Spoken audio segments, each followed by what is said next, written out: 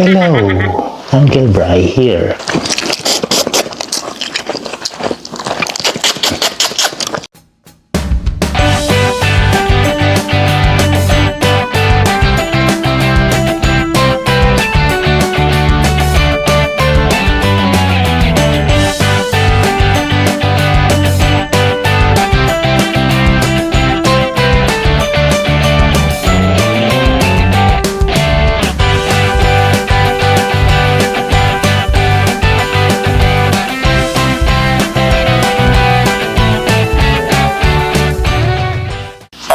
Hello, Uncle Bry here. Ngayong araw ay kakain tayo ng sweet and sour pompano. Tara, kain tayo.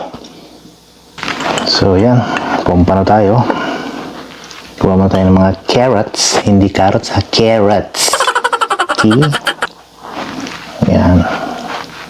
Tapos kuha tayo ng fish. Kakamay na ako. Si Doctor, mayroon kutsarain. Diba? Sa Ilocano, ang magkamay is magkamot. Kamot. Oh.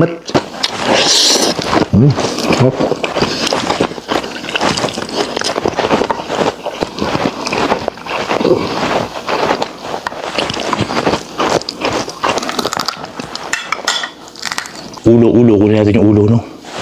Sip-sipin natin. Sip-sipin ang ulo. Sa mga mahilig sumip-sip ng ulo dyan, ha?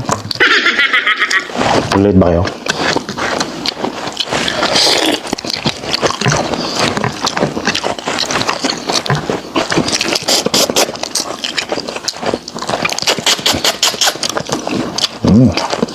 Sip-sip ulo. Maraming salamat sa pagsubaybay. Ito ako inyong Uncle Bry. Papaalam. Salamat. Gagamit ako dito ng pompano fish. Piprito muna natin siya bago natin siya gawa ng sauce. So bago ko siya iprito, hihiwain ko muna siya, no? Pag ganito yung hiwa ko. Pero bahala na kayo kung ano gusto nyo.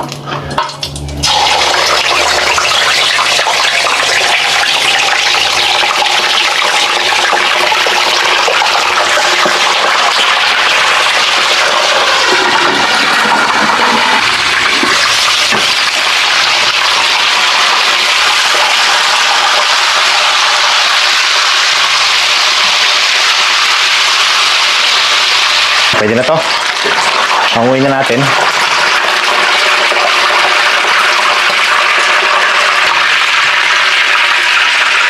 Patuloy lang natin yung mantika, no? Ayan.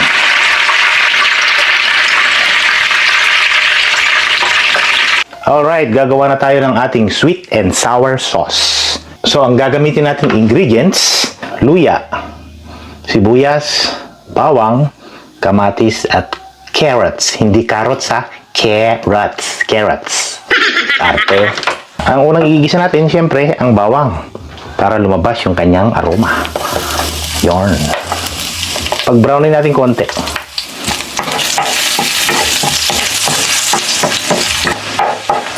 Dito ko rin pala pinirito yung pompano, no? Dito nyo na rin siya igisa. Para yung lasa, nandito pa rin. Sunod natin is yung luya.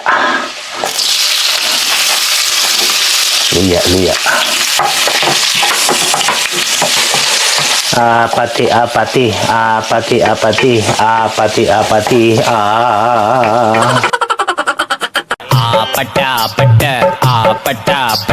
Don't you know we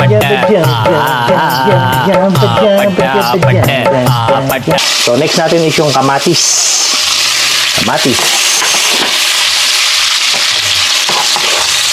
Habang ginigisa nyo yan, bigyan nyo na ng mga pampalasa. Ating asin. Gamit tayo ng paprika.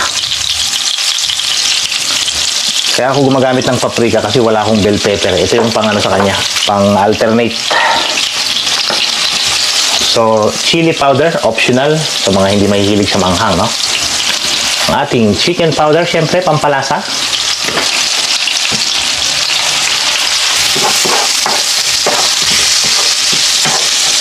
Pwede na nating pagsabayin ang sibuyas at carrots. Alright, so ang gagamitin nating pangpalapot dito, cornstarch tsaka tubig para lumapot yung ating sauce.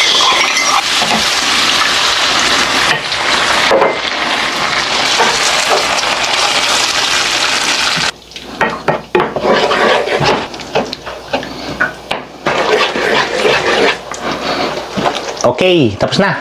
Luto na.